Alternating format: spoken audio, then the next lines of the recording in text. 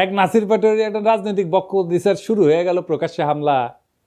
চরমনাইকে সালাউদ্দিন সাহেব বলছে চরের দল, আর কয়েকটি দল সরোয়ার্দী উদ্যানে জনসভা করেছে, বলছে সংসদের নিম্ন কক্ষে অনুপাত চাই, উচ্চ কক্ষে অনুপাত চাই, অনুপাত ছাড়া নাকি বাংলাদেশে নির্বাচন হবে না। যারা এই কথা বলছে তারা একটা চরের দল, তারা কখনো একটি আসনও পায় নাই, একটা মেম্বার চেয়ারম্যানও হইতে পারে নাই। শেষ পর্যন্ত একটা সিটি কর্পোরেশনের নির্বাচনে আওয়ামী লীগের অধীনে নির্বাচনে গেছে, সেই নির্বাচন আমরা বর্জন করেছিলাম, সেখানে একটা দন্ত মোবারক শহীদ হয়ে গিয়েছে। যুদ্ধ ছাত্রদের মুতে ভাসিয়ে দিতে চাইছিল। এগুলো কি?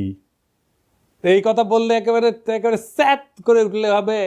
16 বছর চৌধনের উপরে থেকে সালাউদ্দিনের মতো নেতারা ছাড়া হয়ে গেছিল। কক্সবাজারের নাকে খদ্দিয়া বদিয়ার বাইকটা জাফরের ভয়ে রাজনীতি করিছে, ওগুলো জানি না আমরা। আর আজ জুলাইয়ের এক তরুণের রাজনৈতিক বক্তব্যের জবাব দিচ্ছে গায়ে হাত তুলিয়া, গাড়ি বাওয়ারে হামলা কইরা, পথসভার মঞ্চ ভেঙে দিয়া।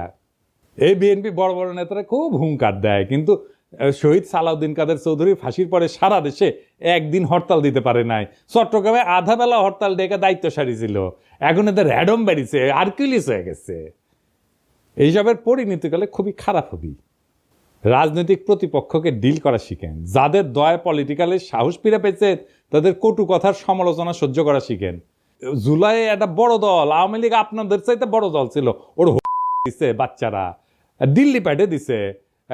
এমন আর একটা পরিস্থিতি তৈরি করেন না, আপনাদের কলে যাওয়ার জায়গা নাই।